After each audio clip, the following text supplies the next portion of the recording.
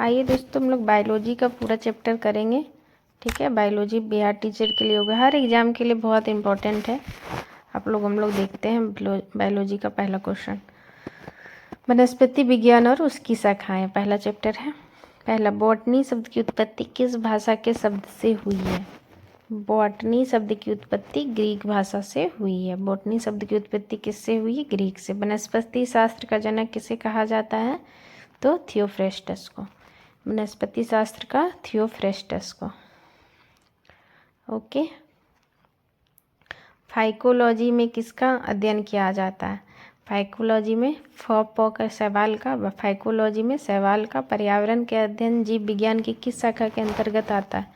पर्यावरण का अध्ययन पारिस्थितिकी। पर्यावरण का अध्ययन जीव विज्ञान की किस शाखा के अंतर्गत आता है? तो पारिस्थितिकी। फूलों के संवर्धन के विज्ञान को क्या कहते हैं?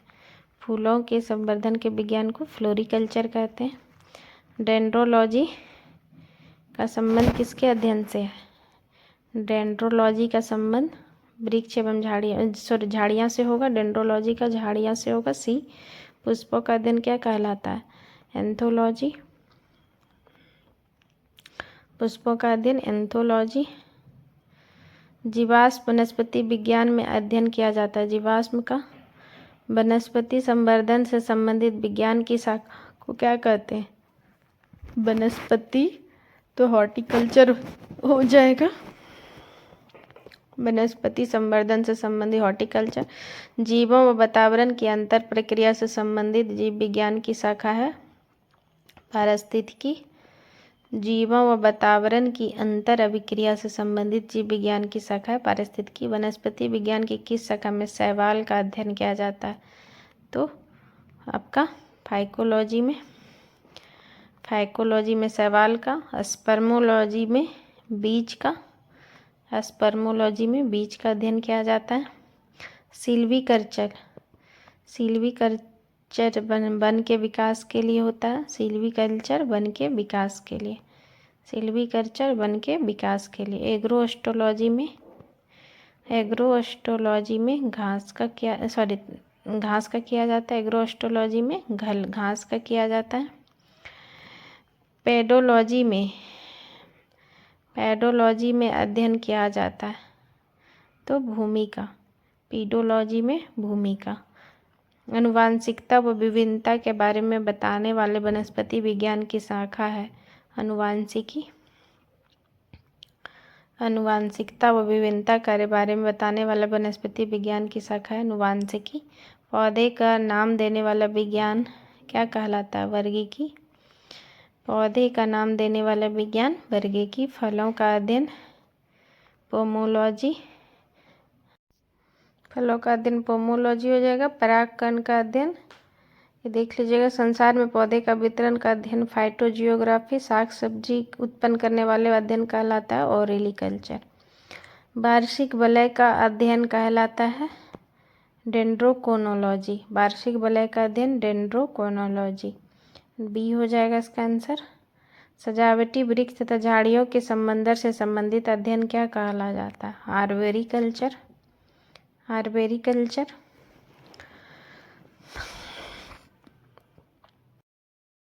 सजावटी वृक्ष तथा झाड़ियों के संबंध आर्बोरिकल्चर। पौधे की आंतरिक संरचना का अध्ययन शारीरिकी कहलाता है। आंतरिक संरचना शारीरिकी। पादप विज्ञान की शाखा कवक शास्त्र में किसका अध्ययन किया जाता है? फफूंद का। कवक शास्त्र में फफूंद का अध्ययन किया जाता है।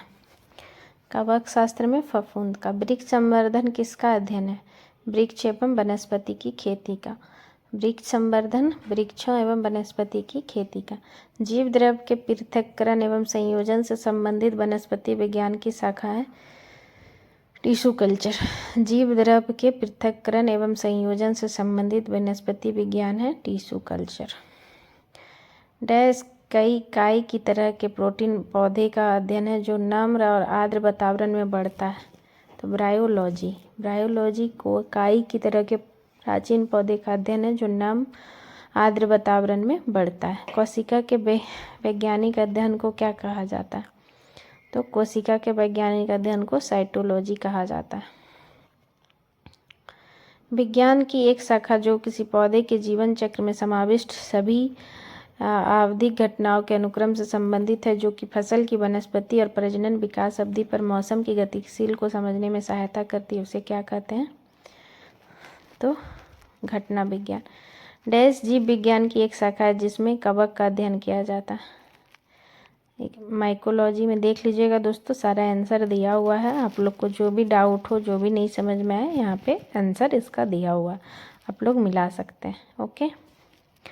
जीव विज्ञान की जिसमें कवक का अध्ययन किया जाता है उसको क्या कहते हैं? माइकोलॉजी। कवक का अध्ययन माइकोलॉजी। ओके, पहला चैप्टर खत्म हो गया। अब सेकेंड चैप्टर में आते हैं। पादप जगत का वर्गीकरण, क्लासिफिकेशन ऑफ प्लांट किंगडम। निम्न में से किसे वर्गीकी का पितामह कहा जाता है? किसे वर्गीकी का पितामह कहा जाता है? लिनियस को वर्गीकी का पितामह कहा जाता है। द्विनाम पद्धति के प्रतिपादक कौन थे? तो लिनियस। द्विनाम पद्धति के प्रतिपादक लिनियस थे। वर्गीकरण का प्राकृतिक सिस्टम किस वनस्पति विज्ञानी ने प्रस्तुत किया? तो स्वीडिश। वर्गीकरण का प्राकृतिक सिस्टम किस वनस्पति वैज्ञानिक ने प्रस्तुत किया? तो स्वीडिश। पुष्पी पादप को किस में रखा जाता है?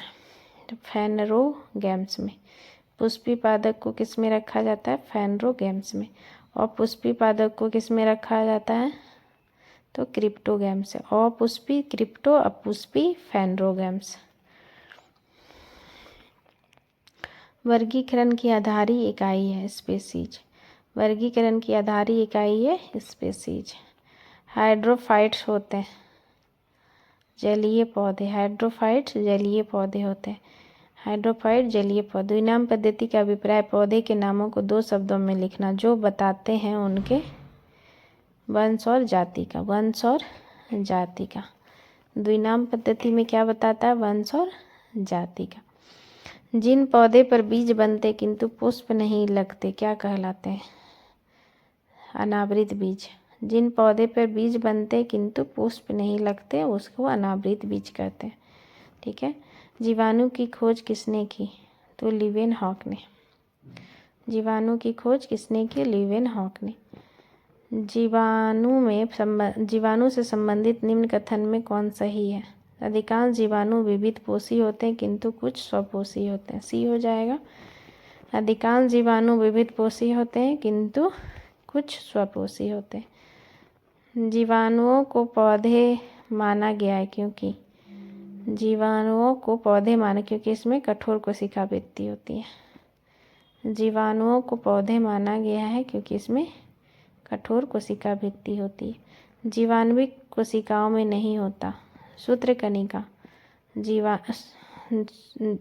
जीवाणु कोशिका में नहीं होता, सूत्रकणिका नहीं होता, बाकी बात सब होता है।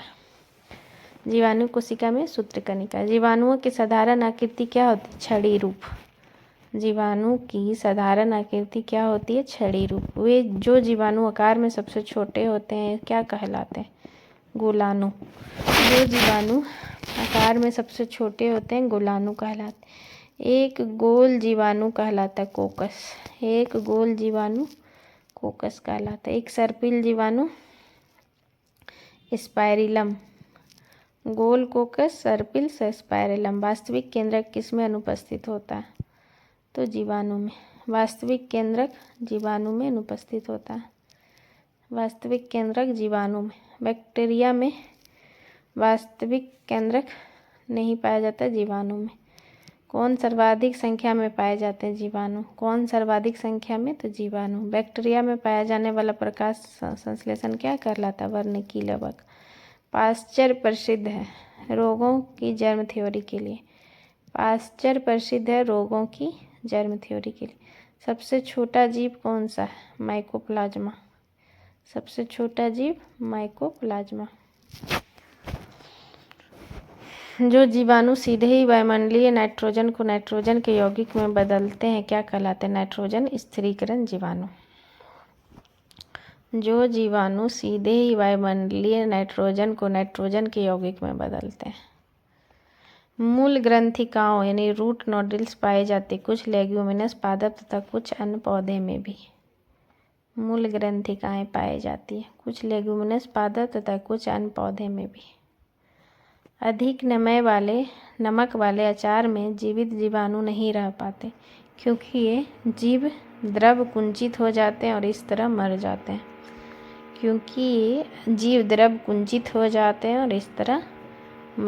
हैं। मानव की आंत में पाया जाने वाला जीवाणु है एस्चेरिचिया कोलाई। मानव की आंत में एस्चेरिचिया कोलाई। टीबी उत्पन्न करने वाला जीवाणु है माइकोबैक्टीरियम।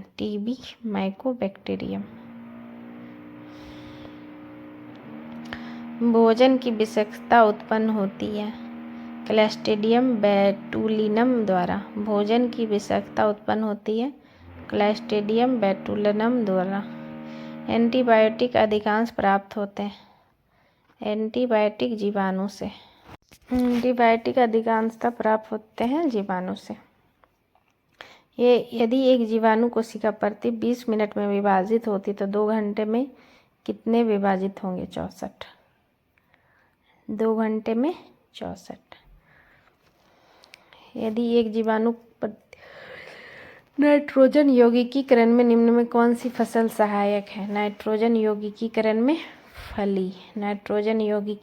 कौन सी फसल सहायक है? तो फली। नाइट्रोजन स्थिरीकरण में लैग हीमोग्लोबिन का कार्य क्या है? तो ऑक्सीजन का अवशोषण। नाइट्रोजन स्थिरीकरण में लैग हीमोग्लोबिन का क्या कार्य है? तो ऑक्सीजन का अवशोषण। चाय की पत्ती में क्यूरिंग किसका उपयोग होता है? किसका प्रयोग होता है? जीवाणु का। मृदा में धान की पैदावार बढ़ाने वाला मुक्त जीवी जीवाणु हीना बीना। मृदा में धान की पैदावार। प्रशीतन खाद परीक्षण में मदद करता है जैव रासायनिक अभिक्रिया की दर को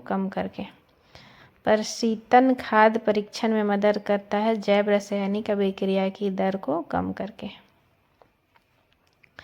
दही जमाने में निम्न में से किस सूक्ष्म जीव का प्रयोग किया जाता है? लैक्टोबैसिलस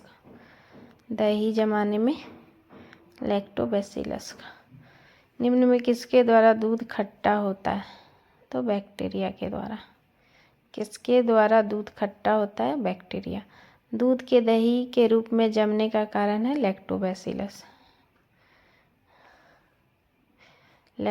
निम्न में कौन सा सहजीवी नाइट्रोजन यौगिकीकरण जीवाणु है? तो राइजोबियम।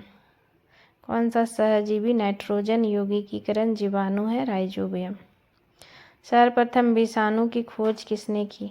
वायरस की खोज इवानोव्स्की ने की। बी हो जाएगा इवानोव्स्की। वायरस की खोज इवानोव्स्की ने की।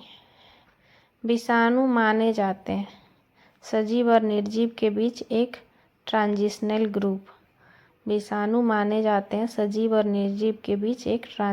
ग्रुप। निम्न में से किसमें एंजाइम नहीं होते हैं? विषाणु में एंजाइम नहीं होते। बी ए याद रखिएगा, बाकी बात सब में होता है। टीएमवी शब्द संबंधित है विषाणु से, वायरस से। विषाणु वृद्धि करता है जीवित कोशिका में। विषाणु किसमें वृद्धि करता है? तो जीवित कोशिका में। विषाणु निर्जीव माने जाते हैं क्योंकि वे क्रिस्टलाइज हो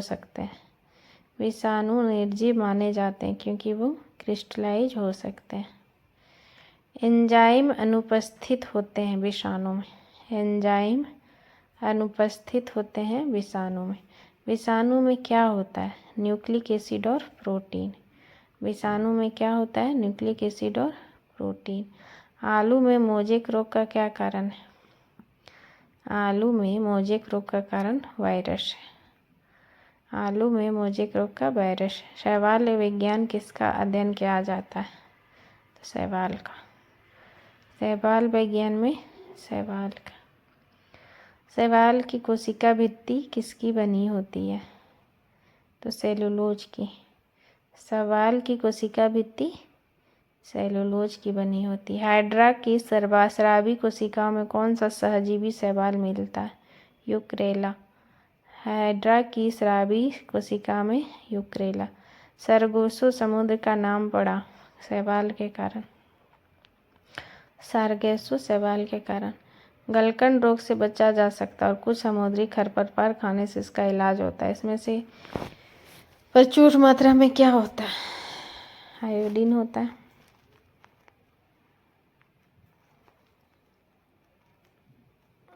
इसमें प्रचुर मात्रा में आयोडीन होता है। किस शैवाल से आयोडीन प्राप्त होता है? लेमिनेरिया। लेमिनेरिया से आयोडीन प्राप्त होता है। केल्प प्राप्त होता है? केल्प समुद्री शैवाल से। केल्प प्राप्त होता है समुद्री शैवाल से। कौन सा स्वपोषी है? शैवाल स्वपोषी है। कौन सा स्वपोषी है? तो शैवाल। कौन जैव उर्वरक के रूप में उपयोग होता है? उपयुक्त सभी। राइजोबियम, नीलहरित शैवाल, एजोला। कौन जैव उर्वरक के रूप में होता है? सभी। अंतरिक्ष कार्यक्रम में ऑक्सीजन की आपूर्ति को नियंत्रित करने के लिए प्रयुक्त किए जाने वाले एक कोशिकीय शैवाल का नाम क्या है?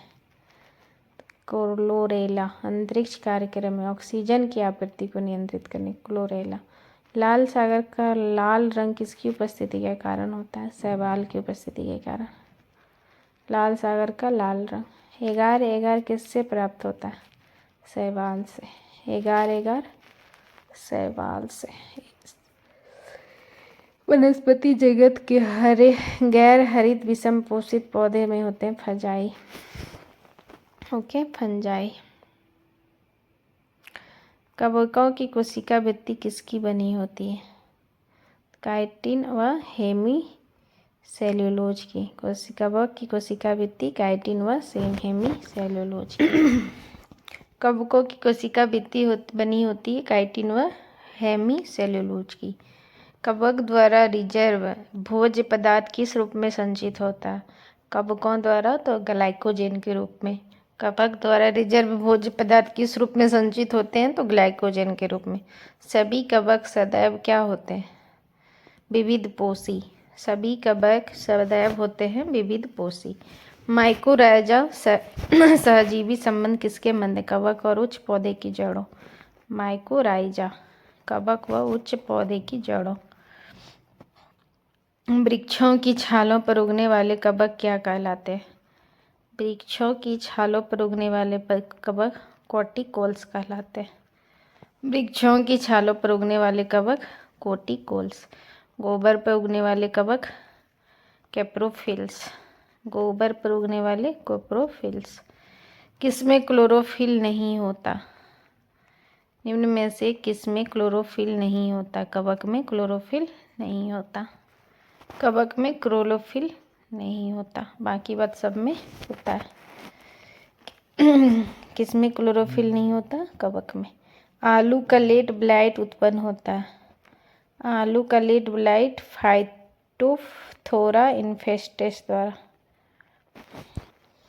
डबल रोटी के निर्माण में काम आने वाला कवक है तो सैक्रोमाइसिन सेरेविसी। डबल रोटी के निर्माण में काम आने वाला कवक कौन सा है? सैक्रोमाइसिन सेरेविसी। पेनिसिलियम क्या है? पेनिसिलियम क्या है? कवक है। पेनिसिलियम क्या है? कवक है। पेनिसिलिन की खोज किसने की? अलेक्जेंडर फ्लेमिंग ने। पेनिसिलिन की खोज अलेक्जेंडर फ्लेमिंग ने। आर्गोट किससे प्राप्त होता है? आर्गोट क्वेबिसेप्स। आर्गोट क्वेबिसेप्स। औद्योगिक स्तर पर पेनिसिलिन प्राप्त किससे किया जाता है? तो पेनिसिलियम क्राइसोजेनम से। औद्योगिक स्तर पर पेनिसिलियम क्राइसोजेनम से। ईस्ट में कायिक जनन होता है मुकुलन द्वारा। ईस्ट में कायिक जनन होता है मुकुलन द्वारा। जब गेहूं के गूथे हुए आटे में ईस्ट कोशिका मिलाई जाती है तो डबल रोटी कोमल और छिद्रयुक्त हो जाती है। क्यों हो जाती है? क्योंकि CO2 का उत्पादन कर रोटी को स्पंजी बना देता है। ओके दोस्तों, क्योंकि CO2 का उत्पादन कर रोटी को स्पंजी बना देता है। निम्न में कौन खाने योग्य कवक है? खाने योग्य कवक है एगेरिकस। खाने योग्य कवक है एगेरिकस। LSD किससे प्राप्त होता है? LSD कवक से। LSD कवक से। विस्तृत स्पेक्ट्रम प्रतिजैविक किससे उत्पन्न होते हैं? स्प्रिटोमाइसिन, स्ट्रेप्टोमाइसीज। स्ट्रेप्टोमाइसिन को किसने पृथक किया? स्ट्रेप्टोमाइसिन को बॉक्समैन ने। स्ट्रेप्टोमाइसिन को किसने ये पृथक किया? बॉक्समैन ने। टिक्का रोग किससे में होता है? मूंगफली में। टिक्का रोग मूंगफली में। गन्ने में लाल सड़न रोग किसके द्वारा होता है? तो कवक द्वारा। गन्ने में लाल सड़न रोग कवक द्वारा। कवक द्वारा होता है गन्ने में। सामान्य खाद्य छत्रक क्या होता है? कसकर ठसाठस भरा कवक जाल। सामान्य खाद्य छत्रक खसकर ठसाठस भरे कवक जाल। मशरूम क्या है? मशरूम एक कवक है। मशरूम क्या है? कवक। प्रथम वियुक्ति प्रतिजैविक कौन सा है? पेनिसिलिन। प्रथम वियुक्ति प्रतिजैविक कौन सा था? पेनिसिलिन। एथलीट फुट नामक बीमारी किससे उत्पन्न होता है? कवक से। एथलीट फुट कवक से। एथलीट फुट नामक बीमारी कवक। निम्न में कौन सा एक कवक एवं उच्च पादप की जड़ों के बीच उपयोगी कार्यात्मक संबंध को दर्शाता है? तो माइकोराइजा। कवक एवं उच्च पादप की जड़ों के बीच उपयोगी कार्यात्मक संबंध को दर्शाता है तो माइकोराइजा। एफ्लाबिस किससे बनते हैं? कवक से। एफ्लाबिस कवक से। एफ्लाबिस कवक से। एस्परजिलस का उपयोग किसके बनने में होता है? पनीर। एस्परजिलस का उपयोग पनीर के बनने में। एस्परजिलस पनीर। लाइकेन जो एक नग्न चट्टान पर पारिस्थितिकी अनुक्रम प्रभाव प्रारंभ करने में सक्षम है वास्तव में किसके सहजीवी सहचर है? शैवाल और कवक का। लाइकेन जो नग्न चट्टान पर भी पारिस्थितिकी अनुक्रम को प्रभाव प्रारंभ करने में सक्षम है वास्तव में किसके सहजीवी सहचर है? शैवाल और कवक का। SO2 प्रदूषण का सर्वोत्तम सूचक क्या है? लाइकेन। निम्न में से क्या SO2 प्रदूषण का सर्वोत्तम सूचक है? लाइकेन। लिटमस किसमें से निकाला जाता है? लाइकेन से। लिटमस लाइकेन से निकाला जाता है। लाइकेन में कवक और शैवाल के मध्य सहजीवी संबंध क्या कहलाता है? हेलोटिज्म। लाइकेन में कवक और शैवाल के मध्य सहजीवी संबंध क्या कहलाता है? हेलोटिज्म। पेड़ों की छाल पर उगने वाले लाइकेन को क्या कहते हैं? कार्टिकोल्स। पेड़ों की छाल पर उगने वाले लाइकेन को कार्टिकोल्स। चट्टानी स्तर पर लाइकेन विकास को क्या कहते हैं? सेक्सिकोल्स। चट्टानी स्तर पर लाइकेन विकास को सेक्सिकोल्स। जापान में लोग किस लाइकेन की सब्जी के रूप में खाते हैं? इंडोकार्पन। जापान में लोग किस लाइकेन की सब्जी के रूप में खाते हैं? इंडोकार्पन। मिर्गी की औषधि किस लाइकेन से प्राप्त होती है? मिर्गी की औषधि परमेलिएरिया। निम्न में से किस वर्ग को वनस्पति जगत का जल स्थलचर कहा जाता है? ब्रायोफाइटा का। वनस्पति जगत का जल स्थलचर कहा जाता है ब्रायोफाइट। जड़ के स्थान पे मूलाभास पाया जाता है तो ब्रायोफाइट्स में। जड़ के स्थान पे मूलाभास पाया जाता है ब्रायोफाइट्स में। ब्रायोफाइट्स में सम्मिलित है। ब्रायोफाइट्स में लीवरवट और मॉस। ब्रायोफाइट्स में सम्मिलित है लीवरवट और मॉस। बीजों की प्रकृति किस पे उत्पन्न हुई है? तो टेरिडोफाइट्स में। बीजों की प्रकृति किस में उत्पन्न हुई है? टेरिडोफाइट्स में। जलीय फर्न जैसे जैव उर्वरक के रूप में प्रयुक्त किया जाता है वो है एजोला। जलीय फर्न जिसे जैव उर्वरक के रूप में प्रयोग किया जाता है वो है एजोला। पुनर्जीवन का गुण होने के कारण निम्न में किससे मेजों पर सजावट के लिए रखते हैं? तो सीलेजिनेला। सजावट के लिए सीनेजिनेला। जिनेला। निम्न में किसके जीवाणु दवा के रूप में प्रयोग किया जाता है? तो लाइकोपोडियम। लाइकोपोडियम जीवाणु दवा के रूप में उपयोग किया जाता है, लाइकोपोडियम। निम्न में किसे जैव उर्वरक के रूप में प्रयोग किया जाता है? एजोला। जैव उर्वरक के रूप में एजोला। सबसे अधिक क्रोमोसोम किस में पाए जाते हैं? टेरिडोफाइट्स में। सबसे अधिक क्रोमोसोम टेरिडोफाइट्स में। किस वर्ग के पौधे में बीज बनते परंतु बीज नग्न रूप में पौधे पर लगे रहते हैं? तो जिम्नोस्पर्म। किस वर्ग के पौधे में बीज बनते परंतु बीज नग्न रूप में पौधे पर लगे रहते हैं? जिम्नोस्पर्म। संसार का सबसे लंबा पौधा जिसमें किससे संबंधित है? जिम्नोस्पर्म से। संसार का सबसे लंबा पौधा जिम्नोस्पर्म। जिम्नोस्पर्म का मेवा किसे कहा जाता है? चिलगोजा। जिम्नोस्पर्म का मेवा किसे कहा जाता है? चिलगोजा। क्लोराइडा जड़ जिसमें पाई जाती है? साइकस। कोरेलाइड जड़ें किसमें पाई जाती है? साइकस में। सबसे बड़ा बीजांड किसमें होता है? साइकस में। सबसे बड़ा बीजांड साइकस में। चिलगोजा किससे प्राप्त होता है? पाइनस। चिलगोजा पाइनस। साबूदाना किससे बनाया जाता है? साइकस। साइकस। साबूदाना साइकस। दमा और खांसी के रोगों में आने वाली औषधि इफेड्रीन किससे प्राप्त होती है? इफेड्रीन इफेड्रा से। इफेड्रीन इफेड्रा से। विषाणु क्या है? वायरस क्या है? ओकोशिए। वायरस क्या है? ओकोशिए। विषाणुओं पर प्रतिजैविक के प्रभाव के बारे में कौन कथन सही है? वायरस अजीवीय निर्जीव अस्तित्व है किंतु ये प्रतिजीवाणुओं के साथ पारस्परिक क्रिया कर सकते हैं। वायरस अजीवित निर्जीव अस्तित्व है किंतु ये प्रतिजीवाणुओं के साथ पारस्परिक क्रिया कर सकते हैं। ये हो जाएगा।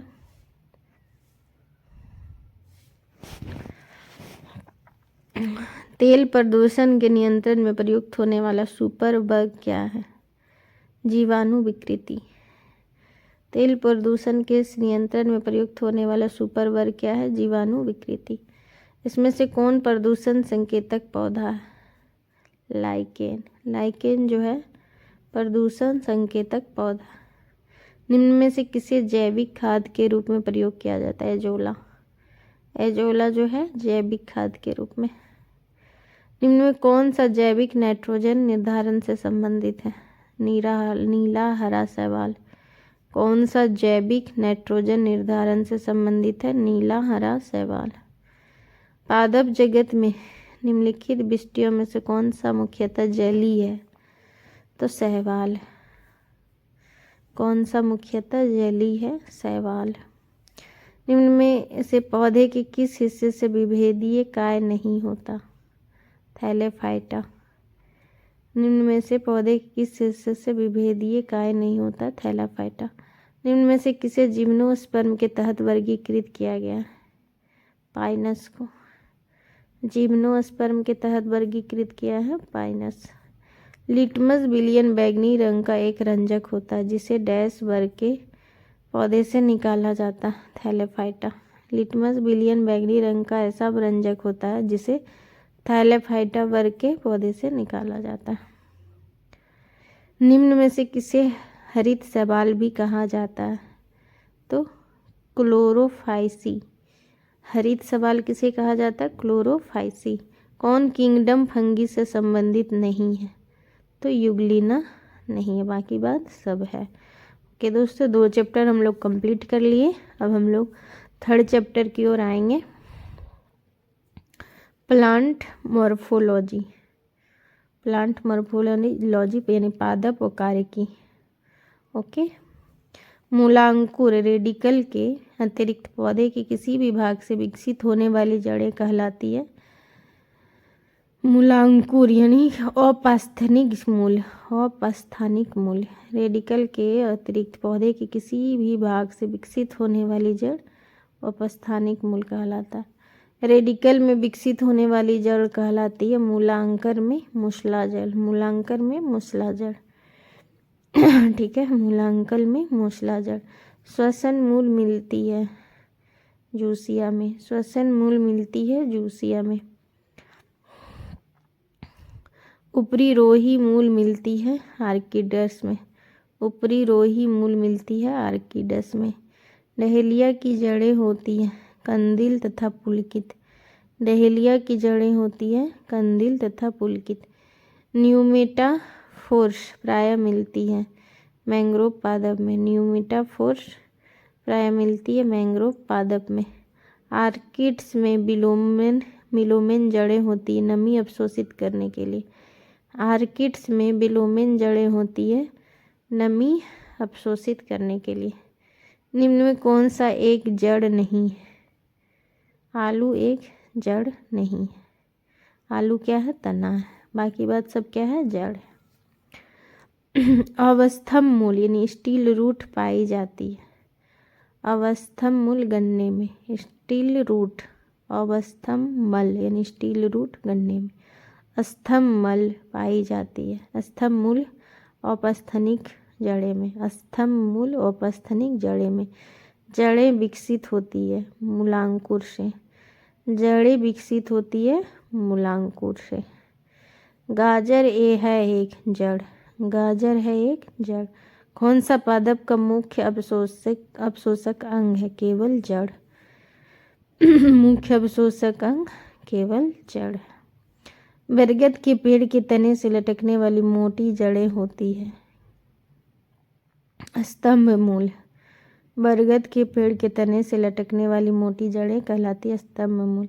निम्न जोड़ों में से कौन सा गलत है? सक्वाकार जड़ प्याज, ये गलत है। कौन सा गलत है? ये सक्वाकार जड़ प्याज।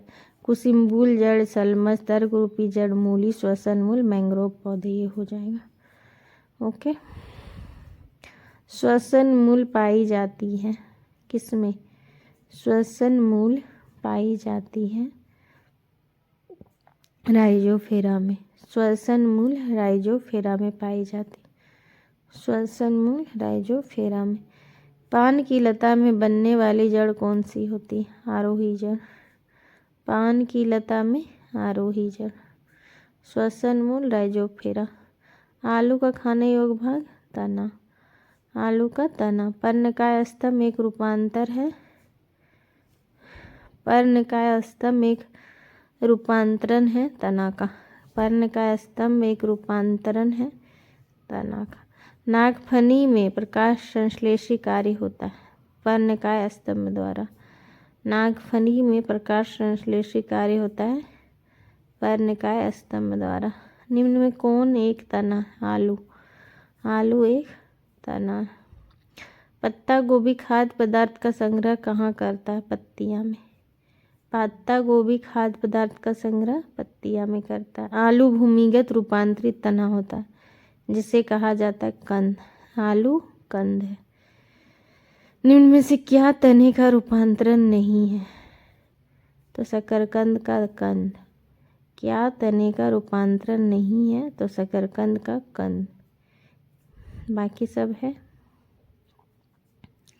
शकरकंद का कंद नहीं। निम्न में कौन सा तना है? अदरक। अदरक भी तना। आलू अदरक तना है। याद रखिएगा। इसमें से कौन प्रकंद का उदाहरण है? राइजोम अदरक। अदरक तना भी है और उसका उदाहरण है प्रकंद का। कौन सा रूपांतरित तना है? आलू। आलू रूपांतरित तना है। प्रकंद है अदरक। अदरक तना है जड़ नहीं, क्योंकि इसमें नोड और इंटरनोड होते हैं।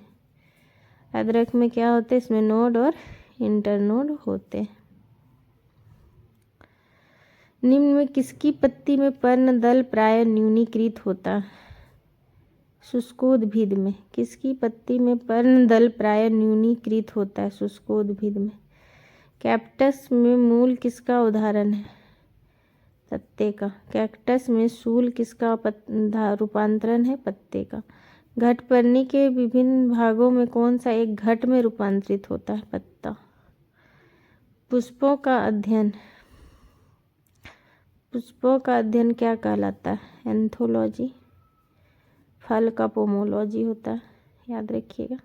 वे पौधे जिसमें कभी पुष्प नहीं बनते क्या कहलाते? क्रिप्टोगैम्स। नहीं बनते, क्रिप्टोगैम्स। पुष्प पर्ण पुष्प में पाया जाता है सभी चारों वक्र। पर्ण पुष्प में सभी चारों वक्र पाया जाता है। पुष्प के जनन चक्र है पुमंग एवं जायंग। पुष्प के जनन चक्र हैं पुमंग एवं जायंग। कौन सा एक उभयलिंगी फूलों के बारे में सही है? उसमें पुंकेश्वर और अंडप होते हैं। उभयलिंगी फूलों के बारे में सही है, उसमें पुंकेश्वर और अंडप होते हैं, बी हो जाएगा। कुरुंजी पुष्प के 12 वर्ष में एक बार खिलने का क्या कारण है? फ्लोरिजन स्राव। कुरुंजी पुष्प तो फ्लोरिजन स्राव। संसार का सबसे छोटा पुष्प उल्फिया। संसार का सबसे छोटा पुष्प उल्फिया। फूल गोभी में पौधे का उपयोगी भाग कौन सा है? ताजा पुष्प समूह। फूल गोभी में पौधे का ताजा पुष्प समूह। कौन सा विश्व का सबसे बड़ा पुष्प है? रेफ्लेसिया। सबसे बड़ा पुष्प रेफ्लेसिया है। जीवन चक्र की दृष्टि से पौधे का सबसे महत्वपूर्ण अंग पुष्प है। पराग कोश से वर्तिकाग्र तक पराग का स्थानांतरण क्या कहलाता है? परागन। पराग कोश से वर्तिकाग्र तक परागन का स्थानांतरण कहलाता है परागन। एनिमोफिली परागन है। एनिमोफिली परागन है वायु द्वारा। एनिमोफिली परागन है वायु द्वारा। एंटोमोफिली परागन है कीट द्वारा। एंटोमोफिली कीट द्वारा और एनिमोफिली हवा द्वारा। चमगादड़ द्वारा परागन चिरेप्टोफिली। चौसे चमगादड़, चौसे चिरेप्टोफिली। चमगादड़ द्वारा परागन चिरेप्टोफिली। जूफिली परागन होता है जंतुओं द्वारा।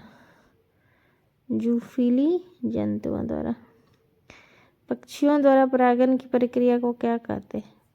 ऑर्निथोफिली। पक्षियों द्वारा परागन की प्रक्रिया को ऑर्निथोफिली। जल द्वारा परागन कहलाता है हाइड्रोफिली। जल द्वारा परागन कहलाता है हाइड्रोफिली। जो परागन बंद पुष्पों में होता है क्या कहलाता है? क्लिस्टोगैमी। जो परागन बंद पुष्प में होता है उसको क्लिस्टोगैमी कहते हैं।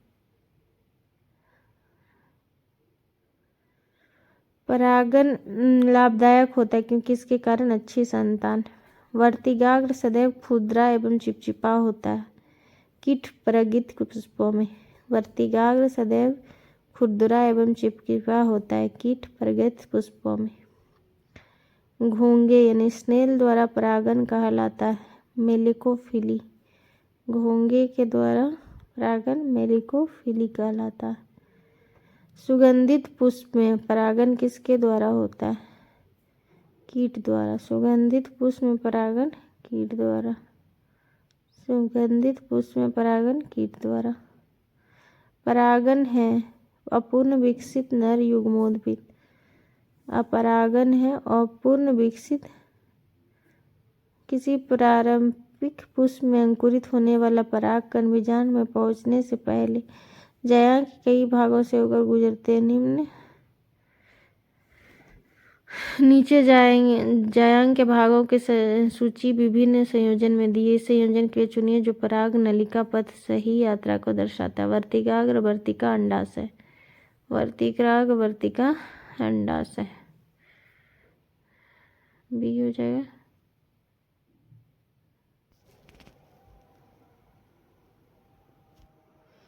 किसी प्राकृतिक पुष्प में अंकुरित होने वाले पराग कण बीजांड में पहुंचने से पहले जायांग के कई भागों से होकर गुजरते। नीचे जायांग के भागों की सूची विभिन्न संयोजनाओं में दी गई। उस संयोजन को चुनिए जो पराग नलिका पथ यात्रा का सही अनुक्रम दर्शाता है, तो बी हो जाएगा। पादप में लैंगिक जनन के दौरान घटनाओं का सही अनुक्रम कौन सा है? परागन, फिर निषेचन, फिर युग्मनज का विभाजन, फिर भ्रूण का बनना, फिर पौधा। पहले होता है परागन, फिर निषेचन, फिर युग्मनज का विभाजन, फिर भ्रूण का बनना, फिर पौधा बनता है। मादा पुष्प के किस भाग में निषेचन होता है? अंडाशय में। मादा पुष्प के किस भाग में निषेचन होता है? तो अंडाशय में। निषेचन क्रिया है एक नर युग्मक का अंडाणु में संयोजन। निषेचन क्रिया है एक नर युग्मक का अंडाणु से संयोजन। निषेचन के पश्चात बीजों के बीजावरण विकसित होते हैं अब अध्यावरण से। निषेचन के पश्चात बीजों के बीजावरण विकसित होते हैं अध्यावरण से। द्विनिषेचन किसका मुख्य लक्षण है? द्विनिषेचन आवृत बीजी का। द्विनिषेचन आवृत बीजी का। अनिषेक जनन होता है। अनिषेक जनन क्या होता है? तो बिना निषेचन के अंडाणु का परिवर्धन। अनिषेक जनन क्या होता है? बिना निषेचन के अंडाणु का परिवर्धन। निषेचन के बिना फल के विकास को डैश कहा जाता है? पार्थिनोकॉपी। निषेचन के बिना फल के विकास को पार्थिनोकॉपी कहा जाता है। कौन सा फल अनिषेक फलीय है? कौन सा फल अनिषेक फलीय है? केला। केला क्या है? अनिषेक फलीय है, फलनीय है। गूदेदार थैलेमस किससे खाने योग्य होता है? गूदेदार थैलेमस सेब का। इसमें से कौन सत्य फल का उदाहरण है? तो सत्य फल का उदाहरण कौन सा है? आम। एक सत्य फल यानी ट्रू फ्रूट्स परिवर्धित होता है अंडाशय से। एक सत्य फल यानी परिवर्धित होता है अंडाशय से, ये हो जाएगा। आभासी फल का उदाहरण है। आभासी फल का उदाहरण है सेब। आभासी फल का सेब। कौन सा एक सच्चा फल नहीं है? मतलब आभासी है तो सेब नहीं है। कौन सा एक सच्चा फल नहीं है? सेब नहीं है। अंगूर है, खजूर है, आलू बुखारा है, लेकिन सेब नहीं है। नारियल तथा आम के फल होते हैं। नारियल तथा आम के फल ड्रूप होते हैं। नारियल तथा आम के फल क्या होते हैं? ड्रूप। पके हुए आम का खाने योग्य अकार्नीय भाग कौन सा है? तो मध्य फलवित्ती। पके हुए आम का खाने योग्य अकार्नीय भाग मध्य फलवित्ती। नारियल का खाने योग्य भाग भ्रूणपोष। लीची फल का खाने योग्य भाग एरिल। लीची का एरिल हो जाएगा। लीची का एरिल। सेब एवं नाशपाती में खाने योग्य भाग मांसल पुष्पासन। सेब और नाशपाती में मांसल पुष्पासन। फलों का वह प्रकार जिसमें लीची को रखा जाता है वह है, लीची किस में आता है? नट। लीची नट में आता है। लीची किस में आता? निम्न में कौन सा एक लक्षण पादप के तने का रूपांतरण का एक संकेत? आलू में आग का पाया जाना। पादप के तने के रूपांतरण का एक संकेत है आलू में आग का पाया जाना। अनानास किस प्रकार का फल है? अनानास किस प्रकार का फल है? साइकोनस। अनानास किस प्रकार का फल है? साइकोनस। निम्न में कौन सा युग्म सुमेलित है? केला बेरी। केला बेरी। निम्न में कौन सा कारक बीजों के प्रकीर्णन द्वारा पादप के संवर्धन में योगदान नहीं करता? कवक नहीं करता। कवक नहीं करता। नाशपाती और कौन सा भाग खाया जाता है? तो गुद्देदार पुष्पासन हो जाएगा, डी। किस पौधे में बीज होता है लेकिन फल नहीं होता? साइकस। साइकस किस पौधे में बीज होता है लेकिन फल नहीं होता? साइकस। बीज विकसित होता है बीजांड से। बीज किससे विकसित होता है? बीजांड से। भ्रूण किस में मिलता है? भ्रूण बीज से। भ्रूण किस में मिलता है? बीज से। ऑर्किड के बीज होते हैं हल्के तथा शुष्क। ऑर्किड के बीज कैसे होते हैं? हल्के तथा शुष्क। समानता अंकुरण के लिए किसकी आवश्यकता नहीं होती? तो प्रकाश की। अंकुरण के लिए किसकी आवश्यकता नहीं होती? प्रकाश की। जल हवा ताप की होती है। सजीव प्रजक अंकुरण किसमें पाया जाता है? सजीव प्रजक अंकुरण राइजोफेरा में। राइजोफेरा में। अधोभूमिक अंकुरन पाया जाता है। अधोभूमिक अंकुरन पाया जाता है मक्का में। भूमपोरिक अंकुरन, अधोभूमिक मक्का में हाइपोलिजल। भूमपोरिक अंकुरन, इपिजल जर्मिनेशन पाया जाता है अरंडी में। भूमपोरिक अंकुरन अरंडी में पाया जाता है। पौधे में पितृस्थ अंकुरन विविपेरी का अभिप्राय है। पितृस्थ अंकुरन का अनेक वृक्ष पर लगे हुए फल के भीतर बीजों का अंकुरन। अनेक वृक्ष पर लगे हुए फल के भीतर बीजों का अंकुरन। बीज के अंकुरन के दौरान भ्रूण का जो भाग जड़ के रूप में वर्धित होता है वह है मूलांकुर। बीज के अंकुरन के दौरान भ्रूण का जो भाग जड़ के रूप में मूलांकुर कौन सा एक कीटहारी पादप है? घटपर्णी। घटपर्णी कीटहारी है। बीजों की किस स्थिति में संरक्षित किया जा सकता है? तो ठंड और शुष्क स्थिति में। ठंड और शुष्क की स्थिति में। विश्व में सबसे लंबा पौधा कौन सा है? विश्व में सबसे लंबा पौधा यूकेलिप्टस। यूकेलिप्टस। कौन सा युग्म सुमेलित नहीं है? तो घटपर्णी जलोद्भिद, ये गलत है। अमरवेल, तना, चंदन, परजीवी, आर्किड, अधिपादप। घटपर्णी जो है ये जलोद्भिद, ये गलत है। ओके। किस पादप में तना संचयन तथा चिरकालिक के कार्य करता है? हल्दी। किसी पादप में तना संचयन तथा चिरकालिकता का कार्य करता है? हल्दी। अलैंगिक प्रजनन का एक प्रकार जिसमें जड़ों, तनों, पत्तियों और कलिकाओं से नए पौधे उत्पन्न होते हैं वह क्या कहलाते हैं? वनस्पतिक प्रजनन। क्या कहलाते हैं? वनस्पतिक प्रजनन। पत्तियों की सतह पर मौजूद सूक्ष्म छिद्रों को निम्न के रूप में जाना जाता है। सतह पे रंध्र। पत्तियों की सतह पर मौजूद सूक्ष्म छिद्रों को रंध्र के रूप में जाना जाता है। कौन सा पादप के मूल तंत्र के मुख्य कार्यों में शामिल नहीं है? पौधे के हिस्सों का भोजन की आपूर्ति करना, ये नहीं है। पौधे के हिस्सों का भोजन की आपूर्ति करना, ये नहीं है। पौधे के भागों की उचित स्थापना प्रदान करना, मिट्टी से पानी का अवशोषण करना है, मिट्टी के खनिज का अवशोषण करना है। निम्न में कौन सा संचयी जड़ मूल नहीं है? कौन सा संचयी जड़ मूल नहीं है? श्वसन मूल। बी हो जाएगा, बाकी बात सब है। संचयी जल मूल, श्वसन मूल नहीं है। कौन सा फूल का एक भाग नहीं है? पुष्पवृंत।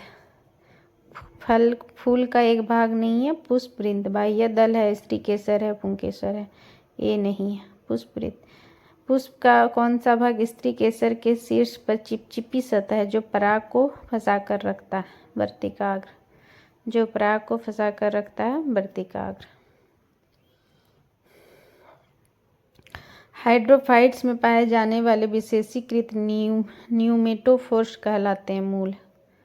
हाइड्रोफाइट्स में पाए जाने वाले न्यूमेटोमिट मूल। निम्न में कौन एक पत्ती का भाग है? पेटियोल। पत्ती का भाग है पेटियोल। उस अलैंगिक प्रजनन को जिसमें जड़ों, तनों, पत्तियों से नए पौधे तैयार किया जाता है किस नाम से जाना जाता है? तो वनस्पतिक प्रजनन। वनस्पतिक प्रजनन।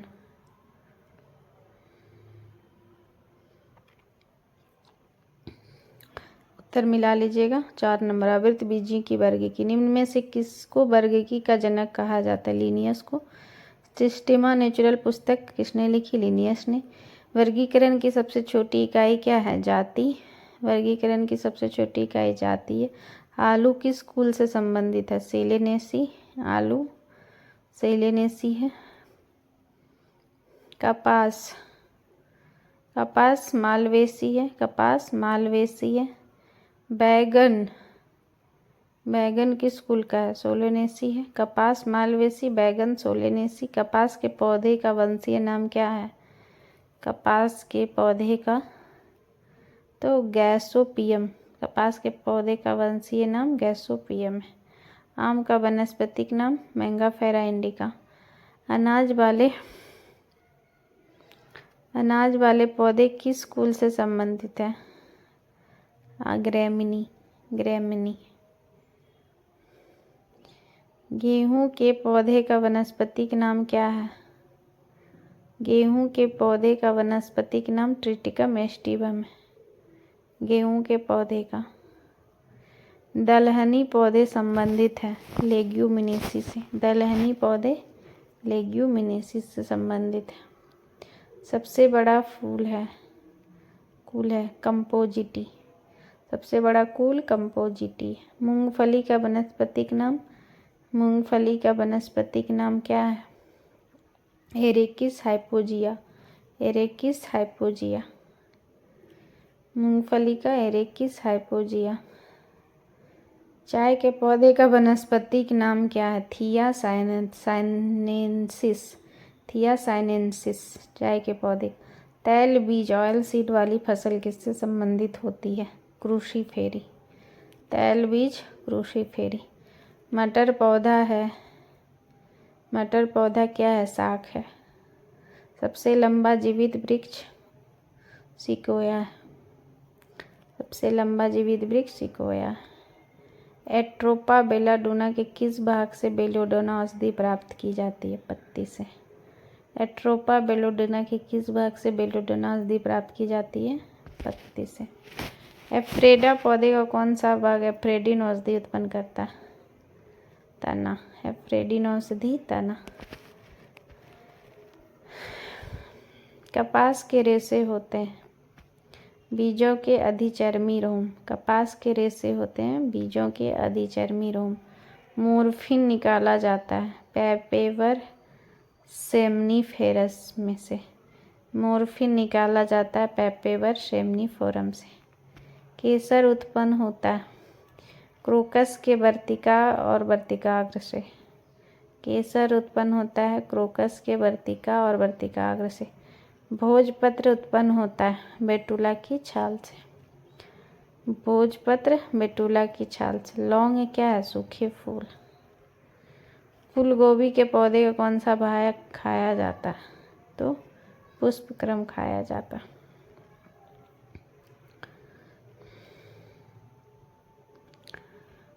पौधे के किस भाग से कॉफी प्राप्त होती है? बीज से। पौधे के किस भाग से कॉफी प्राप्त होती है? बीज से। कॉफी पाउडर के साथ मिलाया जाने वाला चिकोरी चूर्ण प्राप्त होता है जड़ से। कॉफी पाउडर के साथ मिलाया जाने वाला चिकोरी चूर्ण जड़ से। अफीम प्राप्त किया जाता है बिना पके फल के लेटेक्स से। अफीम प्राप्त किया जाता है बिना पके फल के लेटेक्स से। कुनेन सिनकोना पादप के किस भाग से प्राप्त पाया जाता है? छाल से।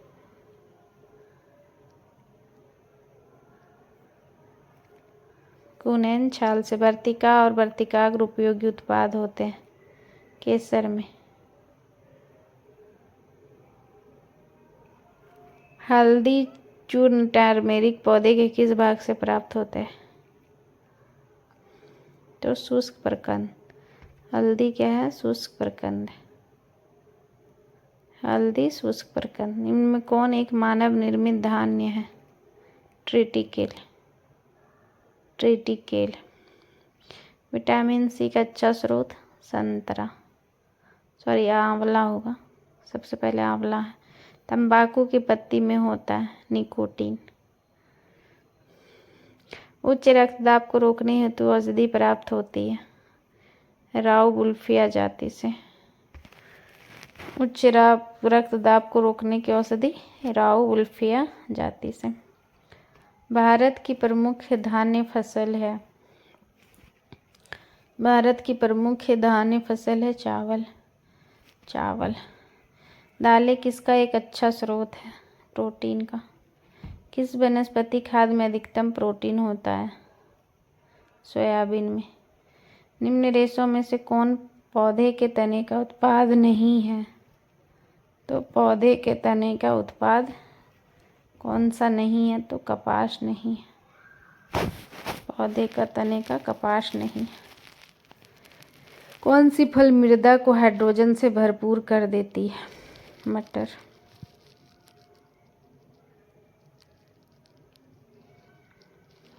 इस पेड़ का छाल मसाले के रूप में प्रयोग की जाती है। दालचीनी का। किसमें प्रोटीन का सबसे अधिक स्रोत पाया जाता है? तो प्रोटीन का किसमें अच्छा स्रोत? सोयाबीन में। तारपीन का तेल प्राप्त होता है चीड़ से। सामान्य प्रयोग में आने वाला मसाला लौंग कहाँ से प्राप्त होता है? फूल की कली से। लौंग फूल की कली से। हशीश पौधे के किस भाग से प्राप्त की जाती है? हशीश तने और नर पुष्पक्रम के निस्राव से। हशीश।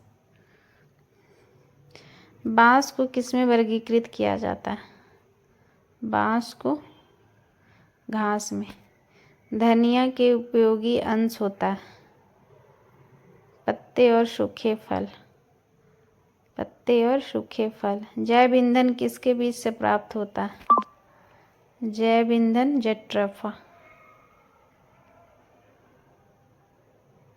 किस पादप को शाकीय भारतीय डॉक्टर कहते हैं? तुलसी को। गाजर का रंग किसकी मौजूदगी के कारण होता है? कैरोटीन। पपीते में पीले रंग का क्या कारण है? पीला रंग कैरकोजेंथिन। मिर्च की तीक्ष्णता का कारण क्या है? कैप्सेसिन। मिर्च की तीक्ष्णता कैप्सेसिन। 5 जगत वर्गीकरण किसने किया? 5 जगत विटेकर ने। विटेकर। केसर मसाला बनाने के लिए पौधे में कौन सा भाग उपयोग में लाया जाता है?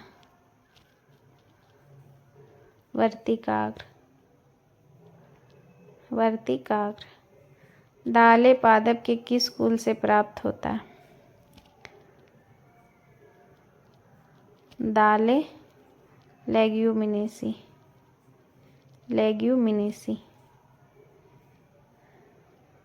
पत्ती के लाल और नारंगी और दालें पादप के किस कुल से प्राप्त होता है? तो लेग्यूमिनेसी। दाल लेग्यूमिनेसी।